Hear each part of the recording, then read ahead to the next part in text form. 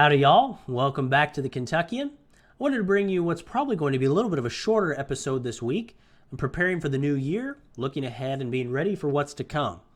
The new year is often viewed for obvious reasons as a time of new beginnings, and while waiting for the new year to start to make yourself better, or to start making yourself better, is somewhat foolish, the natural thought that we put into our lives when it comes to this time of year is a good opportunity to realize our successes and our shortcomings and to work to make this year better than the last, to make those plans, to get ready.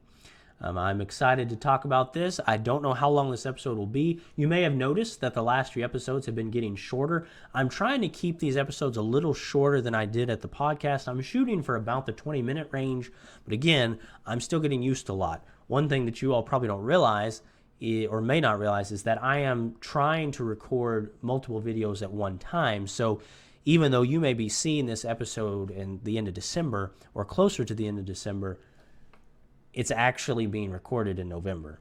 So that's one of those things. We'll see how it goes. There may be some updates and stuff like that. I certainly don't plan on just recording once a month and that's all I'm doing. There's other things I have planned and I can update as needed.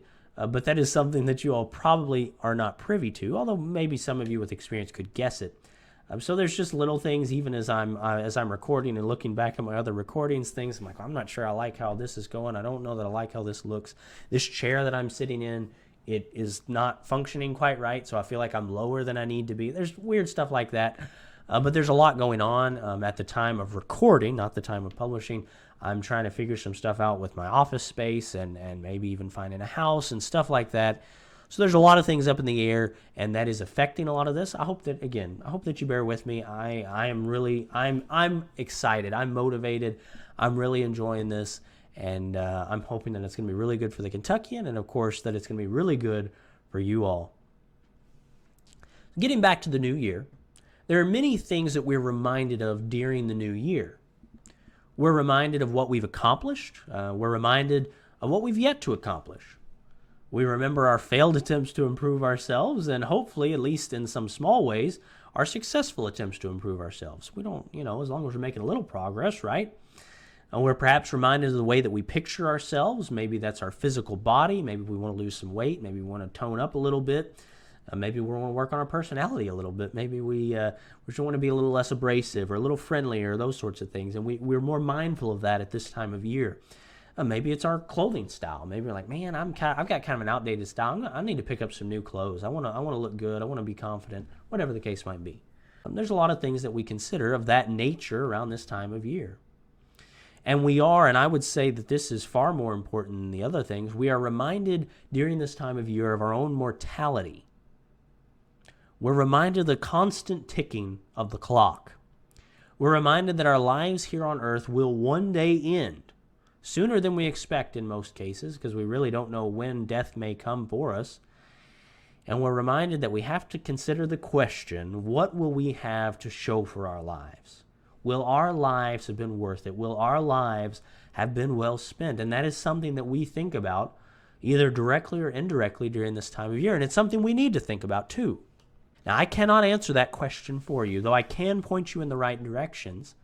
But during this time of year, there's generally a feeling of a clean slate, and that's wonderful. Here's another year for us to do something worthwhile. Here's another year for us to fix the mistakes from last year, to do better, to experience things that you've never experienced before, to help someone in their walk through life's troubled years, to make ourselves better, to be better people, stronger people, more charismatic, more moral, more studious, whatever the case might be.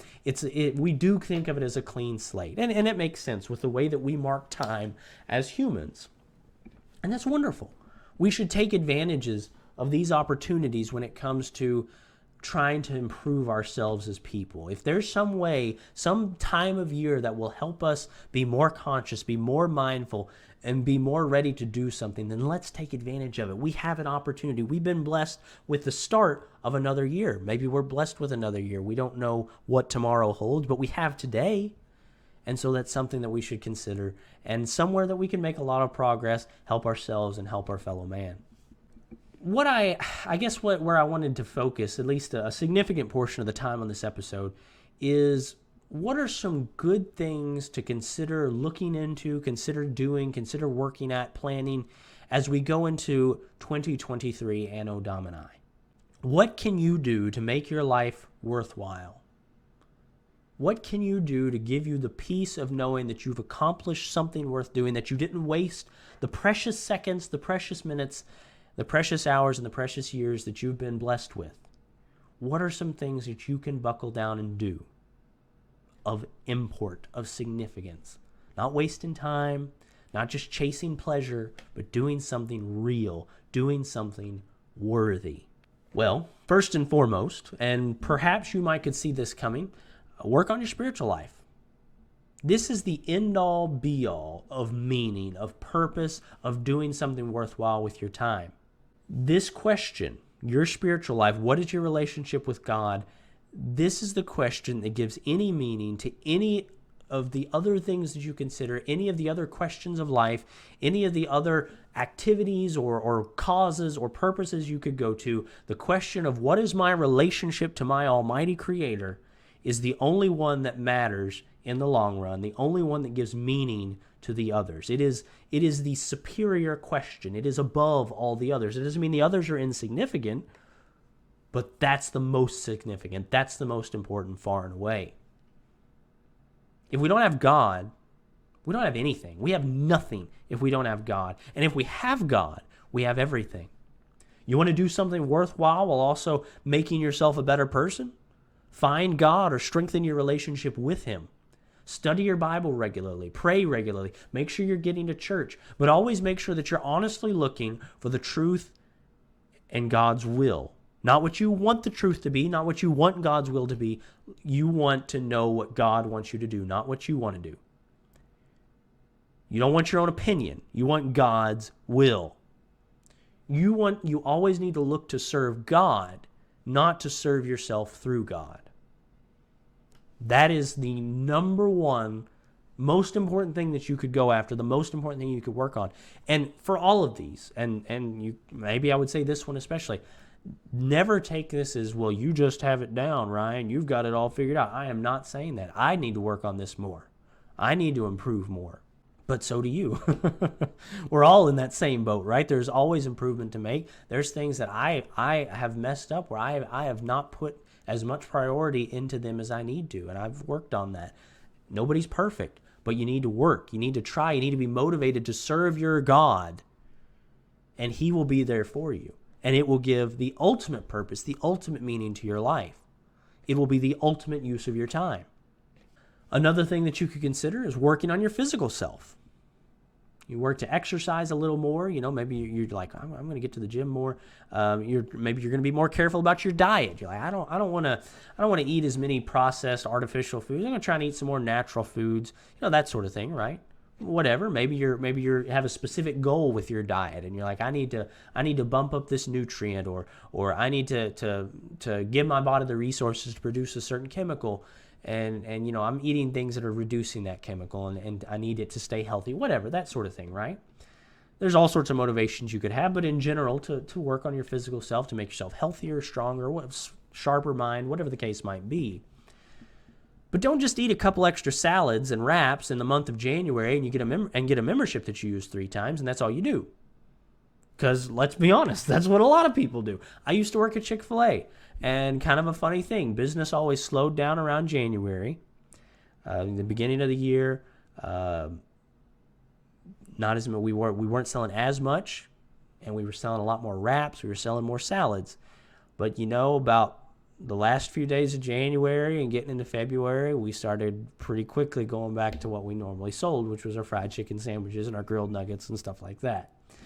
It is a running joke, but it is, let's be frank, it's pretty true too. There's a reason that it's a running joke or a stereotype. And it was kind of funny anyway, ironic to see that, where you're working with food all the time. You kind of see what people are buying and how that changes as January comes to a close. Kind of a humorous story there. But all that to say, you need to pick something attainable. A lot of people make lofty New Year's resolutions for any goal, right? For whether it's spiritual or working on physical self or some of the other things that we'll talk about.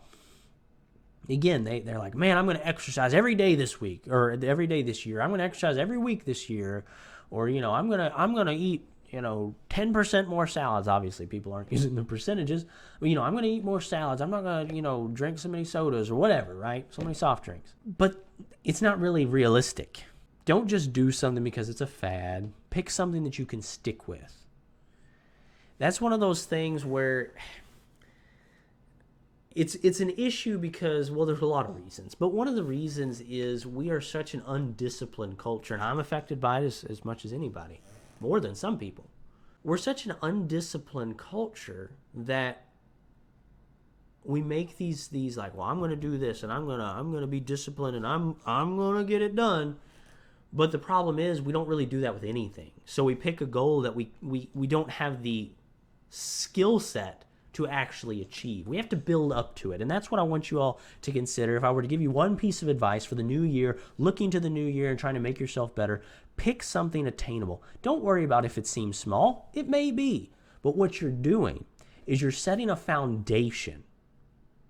And with that foundation, you'll be able to get to those goals. You'll be able to do the things that you always said you were going to do but never had the discipline to carry out. Rome wasn't built in a day. And if you're looking for healthy habits, whether it's health, spiritual health, physical health, mental health, healthy habits won't be built in a day either. I would also say that Rome also wasn't built with the ever-changing advice of the so-called health experts. Take that as you will. If you know me personally, you know I have very strong opinions on the nature of the health industry, especially when it comes to foods and what foods you should or shouldn't eat. Like I said, Rome wasn't built with their ever-changing health experts. Just saying. But seriously, though, it takes time. Pick something you can realistically do, and you can build from there. And maybe going along with the joke that I made, also be careful about your sources for some of the information, too.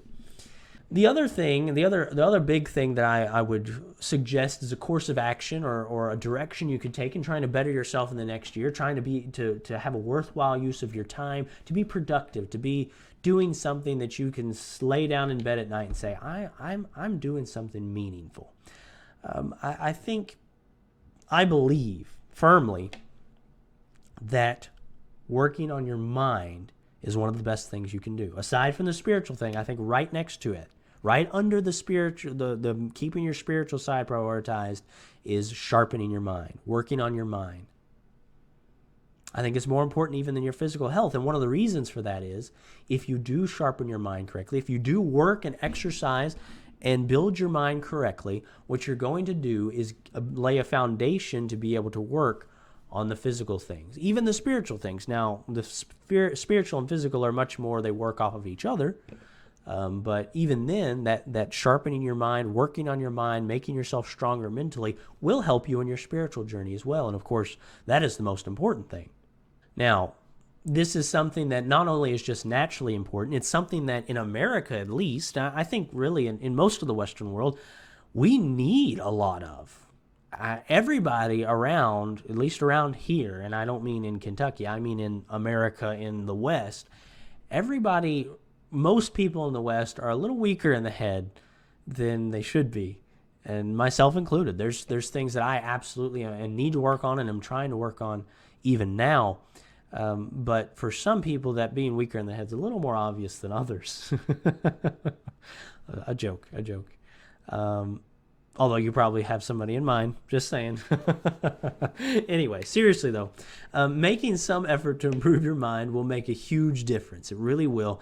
And as I mentioned a moment ago, it'll help you in your other improvement attempts. It will help you be better improving yourself physically. It will help you in making yourself stronger spiritually and whatever other things you may need to work on. It'll help you be more organized in your home. It'll help you clean up. It'll help you take your pick, paint a picture, whatever the case might be, although I guess that really falls into sharpening your mind. And it's kind of a two-edged sword, okay? Not only does it make you more effective when you're doing those things because you're smarter, you're making yourself smarter, you can understand spiritual things quicker in some cases, you're going to be able to understand, make better connections, you're going to know the better ways to exercise, all that stuff, the better way, you're going to be smarter about what you eat, making your own decisions. It'll make you more effective when you sharpen your mind, but it'll also make those goals, those other goals that aren't directly mental, more achievable. Because you're building a foundation. Your mind's where it all comes from, right? Your ability to understand, your ability to comprehend, your discipline, your mental organization, all that happens in the mind. And if you work to improve your mind, then you are making yourself more effective, but you're also making those goals more achievable. And that's a very important thing. And as I mentioned with the physical health, and this goes the same for the spiritual side as well, right? If you want to read the Bible, maybe you only read one scripture a day. Same with the mental side. If you are going to improve yourself mentally, pick something you can keep up with. Pick something attainable. Set a goal that you can actually achieve and build that consistency. Maybe you set a goal to read a certain number of books during the year. Now, don't set an outrageous goal, especially if you don't read a lot already. Maybe you pick a specific book or two. Maybe it's something that's a harder read or it's a longer read. You're like, man, I'm really going to dig into this book and I'm going to read it. It may take me half the year, but I'm going to, glean everything I can from this piece of literature. But again, don't overdo it. Don't say, well, I'm going to read 200 books in a year. It's probably not realistic. If you can do it, fantastic. That's amazing.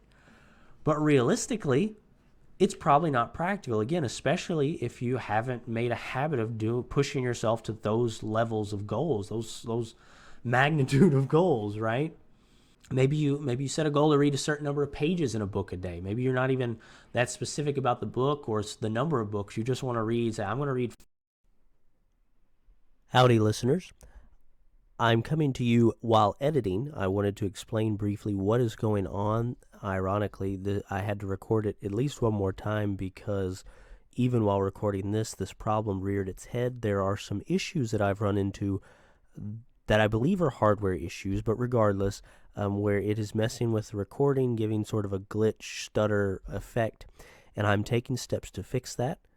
As I said at the beginning of this episode, these were actually all recorded at one time, and sometimes it's difficult to even see if there has been such a problem while recording. I didn't know about the problem in this episode until I was editing here in December. I hope you'll forgive me for this as I try and figure these things out, and let's get back to the episode. We're picking up roughly around the area where I am using the example of someone making the goal to, say, read the Bible through twice in a year. You get to Exodus, or worse, you get to Numbers, and you get stuck in the genealogies and the countings and everything, and now your eyes are glazing over, and then you just stop reading for the rest of the year. Well, if you're reading a verse every day, well, that's better because you're sticking with it. You're laying a foundation to build on. It's the same thing with reading, and there's other things you can do to sharpen your mind. We'll talk about in a moment, but reading is just one of the absolute best things you could possibly do to improve yourself across the board. Read. If there is any hobby that you pick up, anything you spend your time doing, aside from the obvious when it comes to spiritual things, read. Read, read, read. You will not regret it. I used to read when I was younger. I read all the time. I read so many books. It affected me so much in so many positive ways. It opened my mind. It just makes you smarter, just frankly. If you are reading any kind of half-decent literature, you will come away smarter and better from it. Reading is something that everybody in this country needs to do more. I need to do more. I'm getting back into the habit of it. I've kind of been off and on for years, but I'm starting to stick with it more, reading more valuable books and really trying to discipline myself and enjoying it a lot too. But read. If there was one thing that I said to do, read your Bible and read other books. Read, read, read. Another thing you could do, and something that I've started to do a little bit, I need to do more, honestly, but make an effort once every week or maybe even once every day, if you think you can do it, to think. Now, you will probably find that you may hear people talking about New Year's resolutions and things you can do to make yourself better and other areas where you may have heard the idea of meditation. And that's kind of what this is. Now, I don't really like the term meditate. It's not wrong. It has kind of a weird connotation, I believe, but it is accurate. Call it whatever you want. There are definite benefits to taking even just 10 minutes, silencing your phone, turning off the distractions, turning off the TV, whatever else you've got going, getting to where you're by yourself, you don't have people talking to you or that sort of thing, and just thinking. And you're not thinking about anything specific, you're just kind of letting the thoughts flow. Your brain is actually able to do some pretty impressive stuff when you do this. There's I don't understand all of it. I've heard some of it before, but it really helps your brain function better when you take a moment to kind of just let it go and not always be, some kind of distraction, always doing something, always having something to kind of muddy the waters, if you will. That's a great thing to do. If you can do that, again, do it once a week, every day, whatever. But it'll help with your creativity. Creativeness is not a word. It'll help with your creativity. It'll help with clarity and some different stuff like that, and probably things that I'm not mentioning as well that I don't even know. But it is very good. It helps me kind of focus and kind of get remotivated. Fantastic thing to do if you can, again, do it. Take the time. It's not much. If you do it once a week, it's not very much. It's 10 minutes a week. Pick a day maybe that you always do it on. And again, do something you can stick with. Don't say, I'm going to meditate for 30 minutes every day, because let's be frank, most people aren't going to actually do that right off the bat. Maybe down the road you will, but again, you want to do something attainable so then you can build off of it. You're laying a foundation of discipline and consistency that will enable you to do a lot. You thinking about things to do? Do a game of Sudoku every week. I probably said that wrong. Make fun of me if you want. Do Sudoku. Now I'm kind of throwing Sudoku. I used to play Sudoku some. Play a game of Sudoku. Something to improve your mind. That's not much. That's kind of fun if you like that. So if you like those sort of puzzle games, just do something to start. Remember, you're just starting this process. Picking something small isn't because you're underachieving. It's because you're shooting for the long term. You're saying, I am developing a foundation to start improving myself. And it may not be much now, but I am doing it. I'm going to stick with it.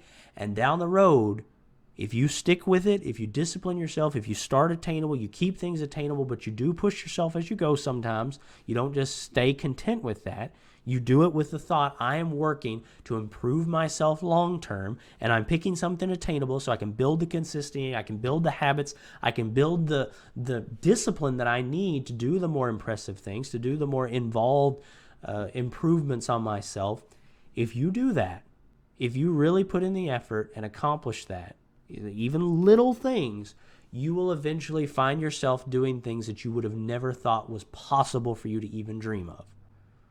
Believe in yourself. Be realistic, but believe in yourself and what you can do if you'll put in the work, and you'll put in the work smart.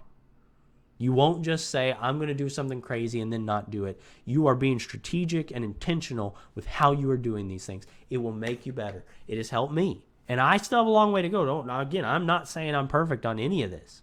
But, for example, with the Kentuckian, staying with it, being consistent, even when I didn't want to.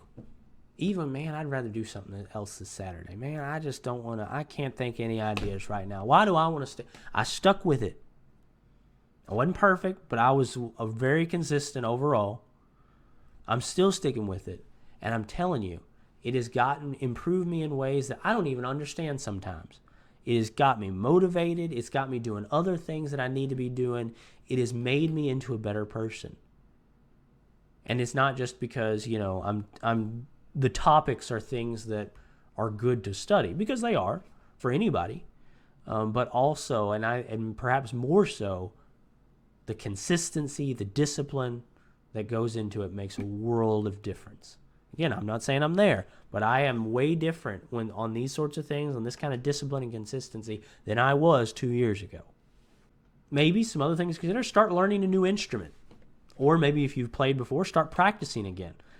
10, 15 minutes a day. Just knock the rust off, get out there and just do something. And music is amazing for your brain, by the way. Performing music is. So, start doing that. Again, there's the discipline, the improvements to your brain directly, and that consistency that's going to pay off in the long run. Don't forget that. Maybe you pick up a new, and I would throw in the caveat, useful hobby or skill. Maybe there's something you've wanted to learn, a craft or some specific art. Maybe you like painting. Start painting. Start working on it. Maybe you like drawing. Start drawing. Maybe you like carving, or maybe you like woodworking or metalworking or whatever. Pick something like that and start working on it. Something that's useful. Don't just like, and I don't want to say video games aren't useful at all. I enjoy a good video game, but your time, especially when you're trying to improve yourself, is probably going to be better spent on a more valuable skill. Woodcraft, survival craft, right? There's also shooting, whatever. There's all sorts of different stuff that you could do. Maybe you start learning the basics of a new language. You don't have to try and be fluent, do something consistent, right? Maybe you just learn to read a new language, French or Spanish or German or whatever. That's great. And again, don't worry about slow progress. Worry about consistency. That's the key, right? Consistency is key. It's crazy when you think about the kind of stuff that we're talking about. You're thinking about improving yourself and learning new things and trying to learn valuable skills and do something worthwhile and just again improving your mind especially, but really any of it, the spiritual side, the physical side, and anything else you would think of. It is crazy because we have access to more information and more knowledge than we can even comprehend. And yet most of us waste it. And oftentimes we waste it not because we want to just waste and be useless or do things that aren't all that useful. A lot of times we sell ourselves short in believing that we even have the ability to do something like that, to achieve a new skill, to learn a new language. Well, that's too hard. I couldn't do that. Yeah, you can. I believe in you. I know that you can. And there's a societal element to this you can't do it attitude, but we can't afford to sell ourselves short. The only people we are hurting directly is us. Now, yeah, in the long run, there's a lot of people that we could have been helping that we aren't. But man, we really do hurt ourselves. Don't sell yourself short. Don't think that you can't do it. You can. The only reason you can't do something like that is because you said you can't.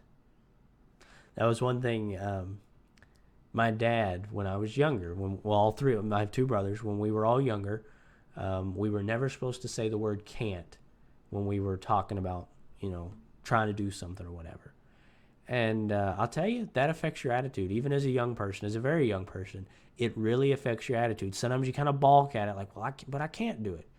But when Dad was consistent about that, and it changes your attitude. And when your attitude's different, you can accomplish way more than you think you can. I hope that's something that you can take to heart and you can benefit from. And that your attitude will change, because I know that you can do it. I know that you can. We all, humans, have amazing potential. Don't sell yourself short. And finally, I do want to say a little bit about the Kentuckian. We're thinking about the new year and things that are coming. I'm not going to spend very much time on this, but we will be starting back with the regular videos after the first of the year. I have mentioned this before on the podcast section. I do take off. I'm going to take off about 3 weeks or so here at the end of the year and the start of the next. But we'll get back to it after the first of the year. I've said this before. I've said this in other episodes. I hope that I am communicating it effectively. I am very excited about where the Kentuckian is headed. I think we've got some good things ahead of us, folks. I really do. You all can make a big difference when you comment, when you like, and hold on, because I know some people want to jump away when I start talking about the things that you can do. This isn't just a shameless plug. I would appreciate it if you at least listen to this. You can comment and like and subscribe and all that, and I would ask you to. It does make a huge difference. It really does help as we're trying to push forward and do great things with the Kentuckian. We're trying to take this country back, and that does bring us to an important reminder. And of course, you all help me do that when you help me out, and hopefully I'm helping you do the same. But this important reminder: we do not need to forget the great task that lies ahead of us. The task of taking this country back. That's what we're doing. That's what we're trying to accomplish. And again, I don't know what victory looks like. I've said this before. I know we're going to achieve it one way or another, but we can win against what's going on around us. We need to have an open mind to what the end result looks like. And I talked about that a little more in the last episode, if you'd like to check that out. But We are taking this country back. And we need to remember that is a tall order, but it is achievable. I believe 100% that it is achievable. The Kentuckian is part of my way to do that. But it's only part. I said this earlier, this is not the only thing I do. I think I said it this episode. Maybe it was the episode before. And maybe the Kentuckian is part of your position, your opportunity in taking this country back as well. I would presume it plays at least a small part if you're here listening to it, if you're listening to this episode. But if it can be, amazing. That's part of the reason that I do the Kentuckian. I want to help other people. And while it is a great and an even at times daunting task that we have ahead of us, we want to be realistic, but we don't want to be pessimistic. We want to be enthusiastic. We want to be optimistic, knowing that we can achieve victory, that we will achieve victory. We need to remember that even no matter how hard it seems, we are marching towards victory. It's a march. It's a long march. It's a hard march, but we are marching towards victory. As I said a moment ago, I can't tell you what victory is going to look like, and it's not going to be easy. I know that. It already hasn't been easy, but we are marching to victory. We are on the side of righteousness and truth, and as long as we stay on that side, and this is why our victory is assured. If we stay on that side, this is why I can be confident. This is why you can be confident that we will win, because we are on the right side. Things may seem dark at times, and I understand that. Again, I want to be realistic, but I want to be hopeful, because there is hope out there. We are going to win. You and me, we are going to win. We are going to take this country back. We are going to beat this evil off. It's not going to be easy, but we will fight them off, and it will be worth it. It will be in the long run. If we do what's right, and that's where you get back to the spiritual side, no matter what happens in this world, whatever victory looks like, it's going to be great. One way or another, it's going to be great. You can take that to the bank. Well, thank you once again for joining me on another episode of the Kentuckian. I hope that it has been beneficial to you. I hope that you've enjoyed it. I certainly have enjoyed making it. It is not always easy. It's not always fun. But overall, it is something that I enjoy very much. And I know I would love to help more and more people, everybody that I can, but it has helped some.